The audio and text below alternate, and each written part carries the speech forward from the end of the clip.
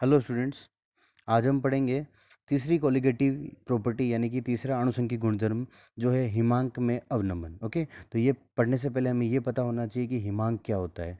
हिमांक है किसी द्रव का हिमांक वह ताप होता है जिस पर द्रव तथा ठोस साम्यावस्था में होते हैं, यानी कि ठोस द्रव में और उतने ही कण द्रव के ठोस में बदलते रहते हैं। ठीक है, और इसकी एक परिभाषा और क्या हो सकती है कि किसी द्रव का वह ताप जिस पर ठोस और द्रव दोनों अवस्थाओं का वाष्प दाब बराबर हो। तो ये बहुत अच्छी डेफिनेशन है, आपको समझना होगा। किसी द्रव का वह ताप जिस पर ठोस और द्रव दोनों अवस्थाओं का वाष्प दाब बराबर होता है उसे कहते हैं द्रव का हिमांक कहा जाता है। हिमांक मतलब वह ताप जिस पर वह जमता है। ठीक है, तो जब किसी अवाष्पशील व वैद्युत अनपगट्य पदार्थ को, वैद्युत अनपगट्य पदार्थ का मतलब हुआ जो आयनित नहीं होता है विलय करने पर। ओके, में पदार्थ को किसी विलायक में घोलते हैं, किसी अवाष्पशील पदार्थ को किसी विलायक में घोलते हैं तो विलयन का वाष्प दाब, विलयन का वाष्प दाब मतलब अब जो विलयन बना है उसका वाष्प दाब विलायक के वाष्प दाब से कम हो जाता है, अतः विलयन विलायक से कम ताप पर जमेगा। अच्छा समझना, विलयन विलायक से कम ताप पर जमेगा। पहले अधिक ताप पर जम रहा था, अब कम ताप पर जमेगा। तो कम ताप पर जम रहा है मतलब डिक्रीज हो रहा है, इसको क्या बोलेंगे हम? इसको बोलेंगे अवनमन। किसका अवनमन हो रहा है? हिमांक का अवनमन हो रहा है। तो बस अर्थात विलयन का हिमांक विलायक के हिमांक से कम हो जाता है। ये बहुत इंपॉर्टेंट लाइन है। अब जो विलयन बना है उसका हिमांक पहले की अपेक्षा, विलायक की अपेक्षा कम हो जाएगा। ओके, इसी को बोलते हैं हिमांक का अवनमन। इसको हम ग्राफ के माध्यम से भी समझने की कोशिश करेंगे। ठीक है, पहले आपके पास एक विलयन है, यहाँ पर देखिए आप इस स्केल पर टेम्परेचर बढ़ रहा है, इस स्केल पर वाष्प दाब बढ़ रहा है। ठीक है, आपके पास क्या था? एक विलायक था, और यहाँ पर ये जो टेम्परेचर है टी नॉट एफ, जो बेटा टेम्परेचर है, ये टेम्परेचर ये किसका है? उस विलायक का फ्रीजिंग पॉइंट। इस टेम्परेचर पे आकर के वो विलायक जम रहा था, लेकिन जब उसमें आपने एक विलय मिला दिया, मतलब आपने क्या किया? सोलवेंट के अंदर सोल्यूट मिला दिया, विलायक के अंदर विलय मिला दिया, तो अब ये बन गया सॉल्यूशन। इस सॉल्यूशन का वाष्प दाब कम हो गया, और कम होने से इसका हिमांक जो है वो इस जगह से घट करके यहाँ पे आ गया। अब देखिए ये टी एफ जो लिखा हुआ है ये क्या है? उस विलियन का हिमांक है। तो आप क्लियर देख सकते हैं ये पहले की अपेक्षा क्या हो गया है? कम हो गया है। और इस कम को हम कैसे शो कर सकते हैं? कि डेल्टा टी एफ, इन दोनों के बीच के अंतर को हम डेल्टा टी एफ लिखेंगे। ठीक है, तो यहाँ से आप देख सकते हैं कि ज़्यादा वैल्यू किसकी, अधिक वैल्यू किसकी है? अधिक वैल्यू है बेटा टी नॉट एफ की। ओके, और इसमें से अगर मैं टी एफ को माइनस करूंगा तो हमारे पास क्या आ जाएगा? Delta T F. मैंने बता दिया टी नॉट एफ क्या होता है? शुद्ध विलय का हिमांक, और टी एफ क्या होता है? विलयन का हिमांक। ठीक है, तो हमारे पास रिलेशन क्या बन के आएगा? डेल्टा टी एफ, यानी जो हिमांक में अवनमन हुआ वो कैसे हुआ है? पहले जो हिमांक था वो था टी नॉट एफ, अभी कितना है? टी एफ, क्योंकि विलयन बन गया। इसमें से इसको माइनस कर दो, it means delta T F क्या हो गया? Delta T F is equal to T F not minus T F. ये रिलेशन आप हमेशा याद रखेंगे। ओके, अब आप देख सकते हैं चित्र से आपको एक चीज़ स्पष्ट हो जाएगी बेटा कि यहाँ पर, है ना, कि यहाँ पर जो वाष्प दाब है, वाष्प दाब कम हुआ तो हिमांक में भी क्या हो गई? कमी हुई। आपको क्लियर होगा यहाँ से कि वाष्प दाब कम हुआ तो हिमांक में भी क्या हुई? कमी हुई। पहले हमें यही लाइन पड़ी थी, इसका मतलब क्या हो? दोनों में कमी एक साथ हो रही है। इसका मतलब जो डेल्टा टी एफ यानी वाष्प दाब में कमी है वो आपके जो प्रेशर है यानी कि जो वाष्प दाब है उसमें कमी के समानुपाती होता है। तो यहाँ से हम इस रिलेशन को भी मेंशन कर लेते हैं, delta T F is directly proportional to delta P.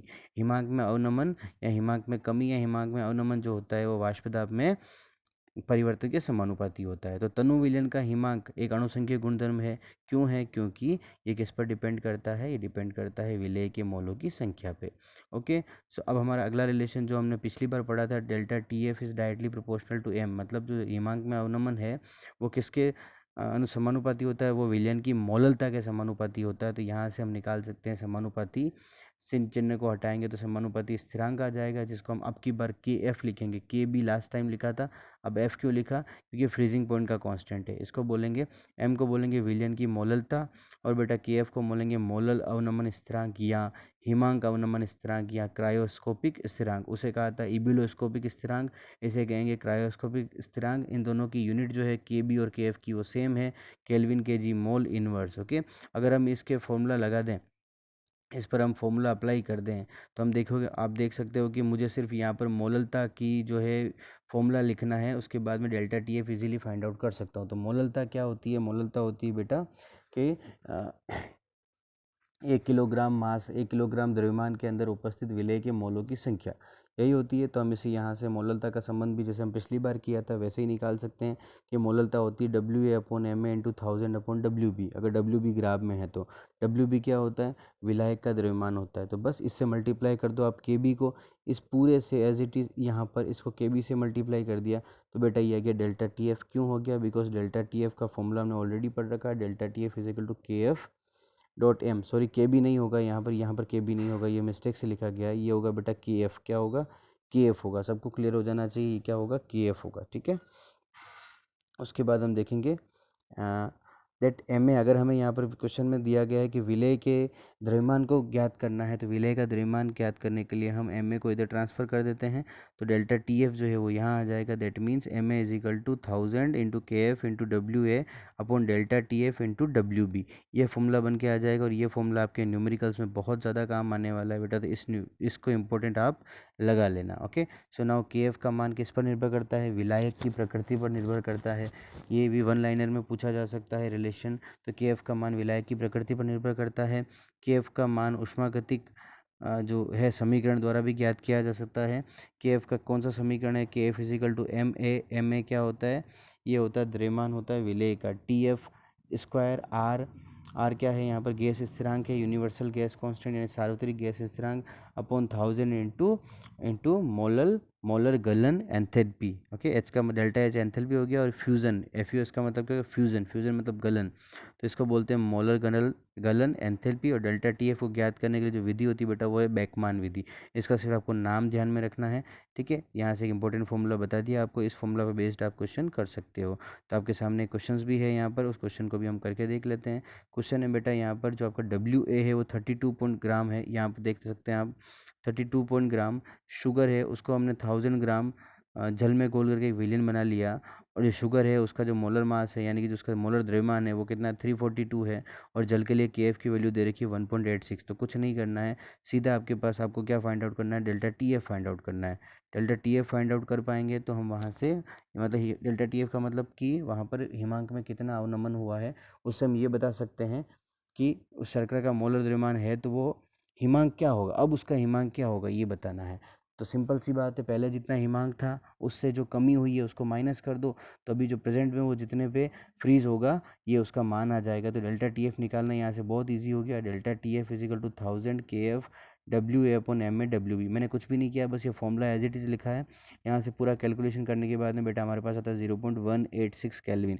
ये है डेल्टा टी एफ। तो यहाँ पर थोड़ा सा आपको करेक्शन करना होगा। क्या करेक्शन करना होगा कि डेल्टा टी एफ क्या होता है, T not F minus T F, but आपको यहाँ पर निकालना क्या है बेटा, टी एफ निकालना था।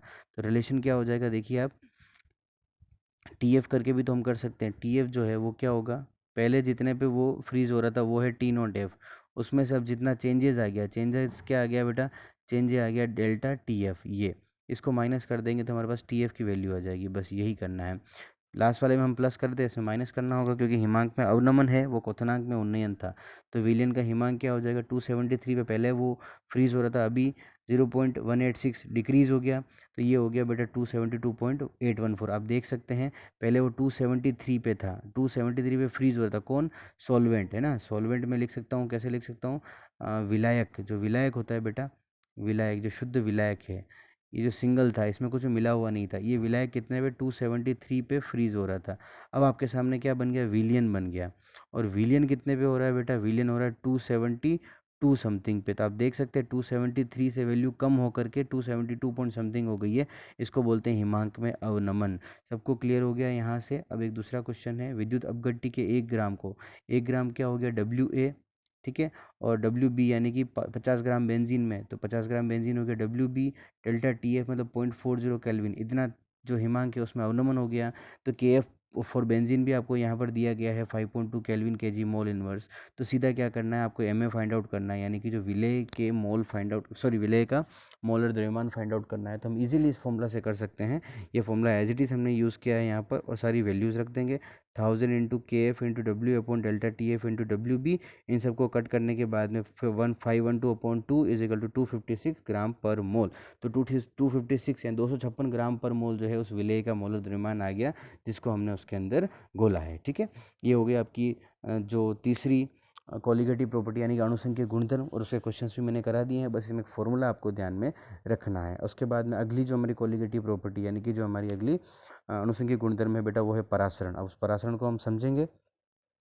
परासरण क्या होता है, पहले जो मैंने लिखा हुआ उस पर आप ध्यान देंगे कि जब मरे हुए जंतुओं को पानी में पड़ा रख दें, चने के दानों को पानी में पड़ा रख दें, प्याज को नमक के पानी में रखते हैं, या करेले को नमक के विलयन में रखते हैं, तो क्या होता है। आपने देखा होगा कि जंतु, जब मरे हुए जंतु पानी में पड़े रह जाते हैं, उनका शरीर फूल जाता है। चने के दानों को हम भिगोते हैं रात को पानी में, तो वो भी फूल जाते हैं सुबह तक। और प्याज को नमक के पानी में डालते हैं, तो उसके अंदर जो एक वो तीखापन जो होता है, वो चरचरापन जो होता है, वो समाप्त हो जाता है। और आपने अपनी मम्मी या अपनी सिस्टर या उनसे पूछिएगा कि वो करेले की सब्ज़ी बनाने से पहले उसको नमक के विलयन में क्यों रखती है। वो उसके अंदर जो कड़वाहट होती है उसको समाप्त करने के लिए रखती है। तो ऐसा क्या होता है कि कड़वाहट समाप्त हो जाती है। ठीक है, तो इसके पीछे यहाँ पर हम देख सकते हैं, मैंने एक लिखा हुआ क्वेश्चन क्यों, तो ये आपको सोचना है इसके पीछे क्या हो रहा है। तो इन सब केस में क्या हो रहा है, या तो जल पदार्थ के अंदर जा रहा है, ठीक है, या जल पदार्थ के बाहर जा रहा है। ठीक है, दोनों ही केसेस में देखो, किसी का शरीर फूल गया, फूलना तो ऐसे अपने आप कैसे फूल गया, फूला मतलब जो जल है वो उसकी बॉडी के अंदर एंटर कर गया, प्रवेश कर गया, इससे उसका शरीर फूल गया। तो ये सब किसके द्वारा होता है, ये होता है एक अर्ध पारगम्य झिल्ली के द्वारा, जिसको हम बोलते हैं एसपीएम। क्या बोलते हैं बेटा, एसपीएम, जिसकी फुल फॉर्म है सेमी परमिएबल मेम्ब्रेन, जिसको बोलते हैं अर्ध पारगम्य झिल्ली, है ना। ये क्या होती है, झिल्ली विलायक के अणुओं को जाने देती है, लेकिन विलेय के अणुओं को नहीं जाने देती है। ठीक है, यह झिल्ली एक सतत शीट के समान होती है, जिसमें अति सूक्ष्म छिद्र या रंध्रों का एक नेटवर्क होता है, जिसमें से केवल विलायक के कण गुजर सकते हैं। तो एक बात ध्यान रखिएगा, अगर विलयन को आप इस झिल्ली में से पास करोगे, तो सिर्फ उसमें से कौन निकलेगा, विलायक निकलेगा, विलेय वहीं रह जाएंगे। ठीक है, यह विलेय के अणुओं को गुजरने नहीं देती है। प्रकृति में प्रत्येक वनस्पति एवं जंतु में एसपीएम अर्ध पारगम्य झिल्ली पाई जाती है। यह झिल्ली फिनोल, पोटेशियम फेरोसाइनाइड की बनी होती है। तो ये केमिकल के नेम आपको याद रखने हैं, फिनोल हो सकता है, पोटेशियम फेरोसाइनाइड हो सकता है। और संश्लेषित जो एसपीएम है वो किसकी बनी होती है, cellophane. It is very very important, ये सेलोफेन की बनी होती है। ठीक है, अब हम समझते हैं परासरण होता क्या है। यहाँ पर एक डायग्राम देख लीजिए, मैं डायग्राम के माध्यम से ही आपको समझा देता हूँ। इस डायग्राम में अपने एक कंटेनर ले रखा है, उस कंटेनर को दो पार्ट में डिवाइड कर रखा है थ्रू एसपीएम। ये बीच में जो ये सेमी परमिएबल मेम्ब्रेन है, एक पोरस पार्ट है, एक पोरस शीट है, जिसमें से विलायक के अणु जाते हैं। ठीक है, छिद्रित है। पोरस का मतलब क्या हो गया, छिद्रित है। एक तरफ हमने भर दिया शुद्ध विलायक, क्या भर दिया, शुद्ध विलायक। एक तरफ बेटा हमने भर दिया विलियन। विलियन में आपको दिख रहा होगा यहाँ पर ब्लैक ब्लैक लाइन में, तो मैंने बता दिया विलायक के अणु, और उसके अंदर जो है रेड रेड है वो है विलेय के अणु, यानी कि एक सॉल्यूशन है और ये एक प्योर सॉल्वेंट है। सबको क्लियर है यहाँ से, यहाँ तक कोई दिक्कत नहीं आएगी आई थिंक। ओके, अब देखिए अब क्या हो रहा है यहाँ पर। एक्चुअली इधर जो ये अपने प्योर जो शुद्ध विलायक है उसके अणु, अब देखो बीच में कौन है, एसपीएम है। तो एसपीएम या तो इस साइड से या फिर इस साइड से किसको जाने देगी, सिर्फ ये जाने देगी किसको, विलायक के अणुओं को जाने देगी। तो हम इसको और समझ ले, विलायक के अणु जाने, आपको डायरेक्शन भी दिख रहा होगा यहाँ पर। ठीक है, तो क्या होगा, कुछ देर बाद में यहाँ से एक फोर्स अप्लाई होगा, यहाँ से एक बल लगेगा, एक दाब लगना शुरू करेगा। ये जो शुद्ध विलायक के अणु है ना, ये शुद्ध विलायक के अणु ये किस तरफ जाना शुरू कर देंगे, इस तरफ जाना शुरू कर देंगे। समझ रहे हैं बात को। तो ये जो दाब है इसको बोलते हैं, इसको सॉरी ये जो प्रक्रिया है इसको बोलते हैं परासरण, यानी कि ऑस्मोसिस, है ना। और ये जिस दाब के थ्रू जाएगा, या इस रोकने के लिए जो दाब जरूरत है उसको हम बोलेंगे परासरण दाब। उसको हम आगे पढ़ेंगे, अभी हम देखते हैं परासरण क्या होता है। तो जब भी कभी यहाँ से यानी कि शुद्ध विलायक की तरफ से कहाँ जाते हैं अणु, विलयन की तरफ जाते हैं, यानी कि जिधर सांद्रता अधिक होती है as compare to this area, तो उसको हम बोलते हैं परासरण। अब इसको हम डेफिनेशन के माध्यम से, शब्दों के माध्यम से सही से समझते हैं। पहला इसके दो परिभाषा बन सकती है, तो हम पहले समझते हैं केस वन में मैंने क्या किया। यदि एसपीएम के एक और शुद्ध विलायक भर दो और दूसरी ओर विलयन रख दो, तो विलायक के अणु झिल्ली से होकर के विलयन में जाते हैं। मैंने बता दिया विलायक के अणु किधर से जाएंगे, विलायक विलायक से विलयन की तरफ जाएंगे, ताकि दोनों ओर क्या हो सके, समान सांद्रण हो सके, ताकि दोनों तरफ समान सांद्रण हो सके। समझ गए बात को। विलेय के अणु तो इधर आ नहीं सकते, तो उधर क्या हो गया, विलेय के अणुओं की कंसंट्रेशन यानी सांद्रता ज़्यादा है, तो उसको कम करने के लिए कौन जा रहा है, इधर से विलायक के अणु जा रहे हैं। तो ये क्यों होता है, ये सांद्रण को समान करने के लिए होता है। अणुओं की गति कहाँ से हो रही है, विलायक की तरफ से विलयन में हो रही है। केस हम दूसरा देख लेते हैं। दोनों तरफ हमने सॉल्यूशन भर लिए हैं, एक ज़्यादा सांद्रित है और एक कम सांद्रित है। सांद्रित का मतलब क्या हो गया कि इसके अंदर आप देखिए विलेय के अणुओं की संख्या कम है और इसमें विलेय के अणुओं की संख्या इसके कंपेरेटिवली ज़्यादा है, तो ये कम सांद्रित है और ये अधिक सांद्रित है। ठीक, अब देखना डायरेक्शन आपको क्या बता रहा है, ये डायग्राम, ये डायरेक्शन, यही डायग्राम बता रहा है।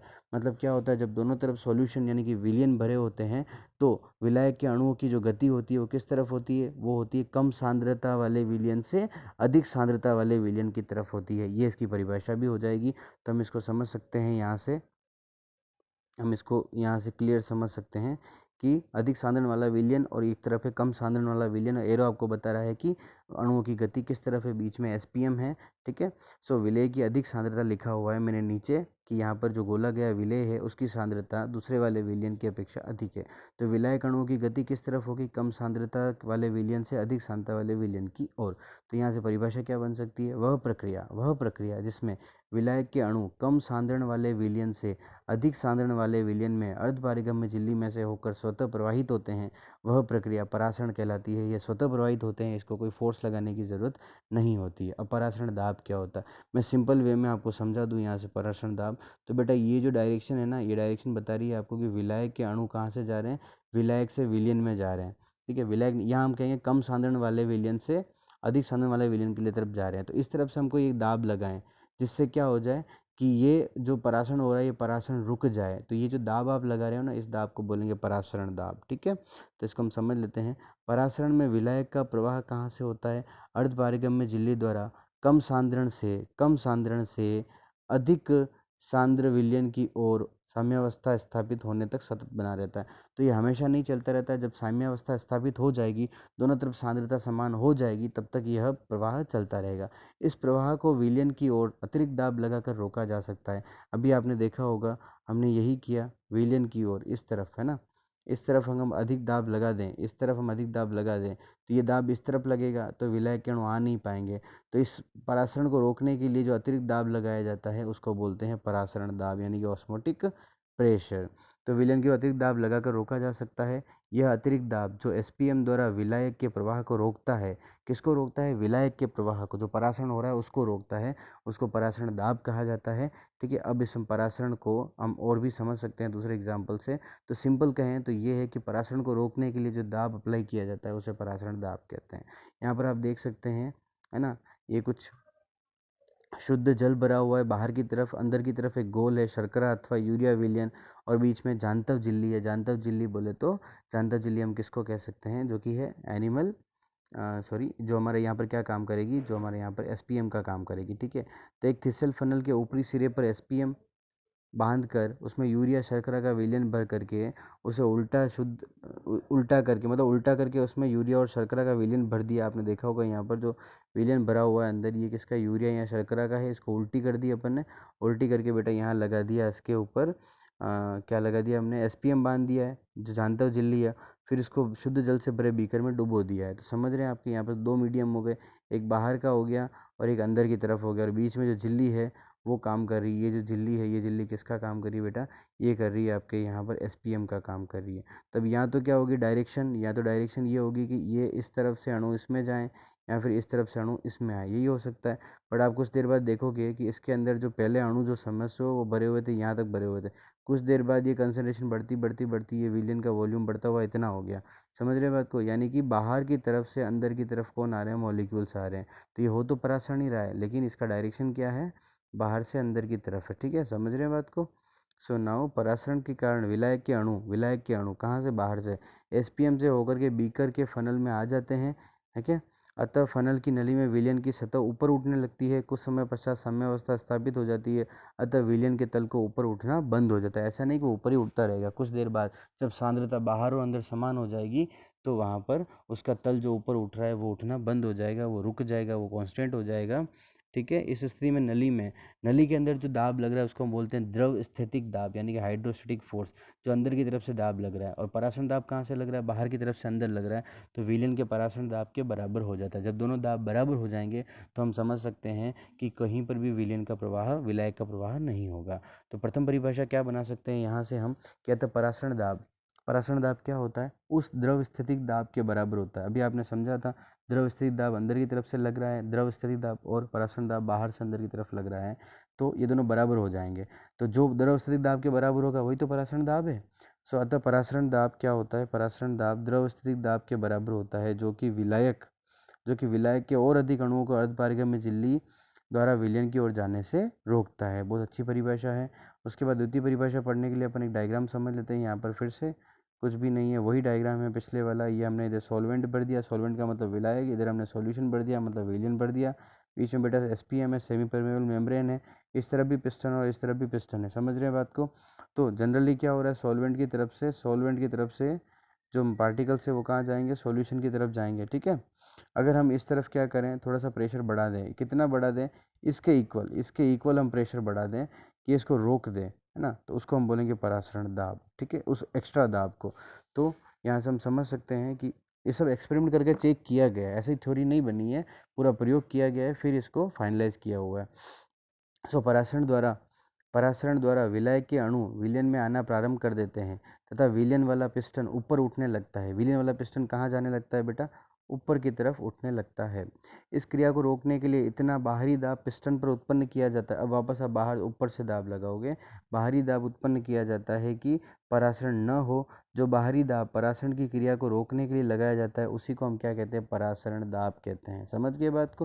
परासरण दाब परासरण में हेल्प नहीं करता है, परासरण को रोकता है, ठीक है। द्वितीय परिभाषा की हम बात करेंगे इसके बाद, ठीक है। अभी हम देख लेते हैं यहाँ परासरण दाब कहलाता है विलयन पर लगाया गया वह अधिक की यांत्रिक दाब जो कि अर्ध पारिक्रम झिल्ली द्वारा परासरण को रोकने के लिए आवश्यक होता है, उसे विलयन का परासरण दाब कहते हैं। बहुत इंपॉर्टेंट है ये, और ये आपका कॉन्सेप्ट क्लियर कर देगी। तो परासरण दाब को किससे डिनोट करते हैं, पाई से डिनोट करते हैं। यहाँ पर उसको ऐसे लिखना है, पाई आप जानते ही हो, उससे डिनोट करते हैं परासरण दाब को। और परासरण दाब के नियम, तो दो परिभाषाएं होगी हमारे पास में, एक प्रथम और एक द्वितीय, दोनों हमने पढ़ ली और दोनों समझ ली। अब परासरण दाब के नियम, तो परासरण दाब का पहला नियम है, परासरण दाब में बात ये हो गई कि जो आपको वही नियम पढ़ने हैं जो आपने 11th क्लास के अंदर स्टेट्स ऑफ मैटर यानी कि जो अवस्थाएं हैं, द्रव्य की अवस्थाएं चैप्टर पढ़ा होगा, उसके अंदर जो बॉयल का नियम, चार्ल्स का नियम है, वही हमें फिर से स्टडी करना है, ठीक है। तो हम इसको एक बार देख लेते हैं। परासरण दाब के नियम क्या होते हैं। पहला वांट ऑफ बॉयल नियम है। एक निश्चित ताप पर किसी दिए गए विलयन का परासरण दाब उसके आयतन के व्युत्क्रमानुपाती होता है। तो सिंपल सी बात है, परासरण जो है वो उसके आयतन के व्युत्क्रमानुपाती होता है। Pi is inversely proportional to V, कब, जब टी स्थिर है। टी मतलब क्या हो गया, ताप स्थिर है, ठीक है। तो यहाँ से हम इसको लिख सकते हैं पाई वी इज इक्वल टू स्थिरांक, ओके। उसके बाद वांट ऑफ चार्ल्स नियम, ये किसके बारे में है, इसमें आप देखिएगा, इसमें परासरण दाब स्थिर रहता है, ठीक है। तो वो जो वॉल्यूम है, जो आपका आयतन है, वो उस टेम्परेचर यानी परम ताप के समानुपाती होता है। तो एक स्थिर परासरण दाब के विलयन का आयतन उसके परम ताप के समानुपाती होता है। ऐसा विलयन जिसका परासरण दाब क्या है, स्थिर है, उसका आयतन उसके ताप के समानुपाती होता है। ताप बढ़ाओगे तो आयतन बढ़ेगा, आयतन घटाओगे तो ताप घटाओगे तो आयतन भी घटेगा। ऐसा तो V/T हो जाएगा स्थिरांक। वांट ऑफ दाब ताप नियम, वांट ऑफ दाब ताप नियम, एक स्थिर, अब यहाँ पर क्या है, आयतन स्थिर रहेगा, तो एक स्थिर आयतन के तनु विलयन का परासरण दाब उसके परम ताप के समानुपाती होता है। तो समझ लीजिए यहाँ पर आयतन स्थिर है तो इसका जो परासरण दाब है वो ताप के समानुपाती होगा। तो यहाँ से हम लिख सकते हैं पाई/T इज इक्वल टू स्थिरांक। समझ गए बात को। अगर आपके पास कोई यहाँ पर विलयन है और उस विलयन का आप देखिए कि आपने आयतन स्थिर कर रखा है, मतलब यही आयतन रहेगा, यही फिक्स कर दिया, तो उसके ऊपर आप परासरण दाब बढ़ाओगे।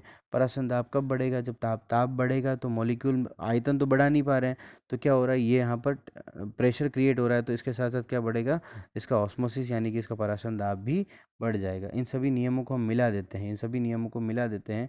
तो पहले आप चेक करिए, pi is inversely proportional to 1/V, दूसरा है V is directly proportional to T, और तीसरा है pi is directly proportional to T। तो यहाँ से हम जो रिलेशन बना सकते हैं बेटा, वो क्या हो सकता है, pi is inversely proportional to T/V, है ना। यहाँ से आप चेक करो तो क्या हो जाएगा, pi is directly proportional to T/V, ठीक है। यहाँ से हम इक्वल करें तो यहाँ पे कांस्टेंट आ जाएगा, सॉल्यूशन कांस्टेंट, जिसको हम बोलेंगे S, तो पाई इज इक्वल टू ST/V, ठीक है। ये जो S है ना बेटा, इसका मान गैस स्थिरांक R जो होता है उसके जैसा है, बिल्कुल उसकी गणना अपन, इसका जो गणितीय मान है, आंकिक मान है, वो उसके जैसा, इसलिए हम S की जगह R को भी प्रयुक्त कर सकते हैं। तो हम यहाँ हमने लिखा है बेटा pi V is equal to ST, ये कितने मोल के लिए है, 1 मोल के लिए है, ठीक है ना।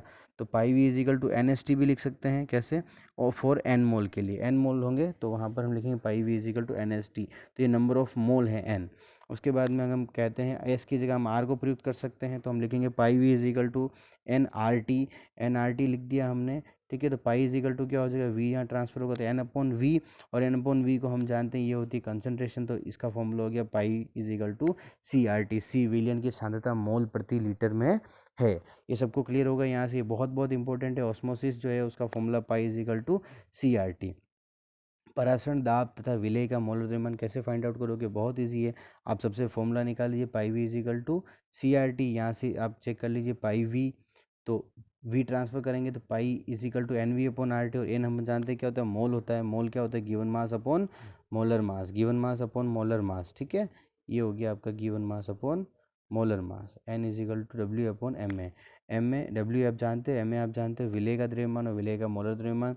अतः पाई इज इक्वल टू हम लिख सकते हैं यहाँ पर n की जगह पर W upon M A upon V हो जाएगा, आर टी मल्टीप्लाई में है, तो M A is equal to बेटा ये हो जाएगा W A upon R T upon pi V. इससे हम एम ए फाइंड आउट कर सकते हैं। क्वेश्चन हम करके देख लेते हैं यहाँ से। ये फॉर्मूला जो भी बेटा अलग से एक बार लिख देना, इस चैप्टर के सारे formula, these are very very important. So question है 150 डिग्री सेंटीग्रेड पर एक अवाष्पशील विलेय के 5% विलयन का परासरण दाब 5.07 वायुमंडल, वायुमंडल का मतलब एटीएम है, तो विलेय का अणुभार ज्ञात कीजिए। तो आप चेक करिए यहाँ पर विलेय का द्रव्यमान कितना है, 5 ग्राम है, तो W A is equal to 5 gram हो गया, V is equal to 100 ml यानी कि 0.1 लीटर हो गया, और आर 0.0821 है, और टी हो जाएगा 423 केल्विन, क्योंकि 150 डिग्री सेंटीग्रेड गिवन है। तो एम ए फाइंड आउट करना है, तो W A R T upon pi V, पूरे वैल्यू सारी रख दो। डब्ल्यू कितना अपना 5 है, डब्ल्यू ए, और जो आर है 0.0821, और ये 423 है। ओके, ये सारा कैलकुलेशन हम करेंगे, इस कैलकुलेशन को आप करके चेक कर लीजिए, तो हमारे पास जो आंसर आएगा बेटा होगा 342.5 ग्राम मोल। ये उसकी जो है, जो आपका ए जो विलेय होगा उसकी द्रव्यमान है, ठीक है। ये हम समझ गए। अब यहाँ से हम देख सकते हैं समपरासरी विलयन क्या होते हैं। देखो, दो विलयन है और दोनों का परासरण दाब अगर समान है, उनको बोलेंगे समपरासरणी विलयन। ऐसे केस में C1 is equal to C2 होता है, मतलब दोनों की कंसंट्रेशन सेम होती है, और इसको हम क्या लिख सकते हैं, N1 upon V1 is equal to N2 upon V2, ये भी लिख सकते हैं ना। ओके, सो नाउ सी, ये तीनों चारों क्या क्या हैं आप जानते ही हो, मुझे अलग से एक्सप्लेन करने का कोई नीड नहीं है। यहाँ पर विलेय का भार है, विलेय का अणुभार है, विलेय का आयतन है, और विलेय की मोलर सांद्रताएं हैं।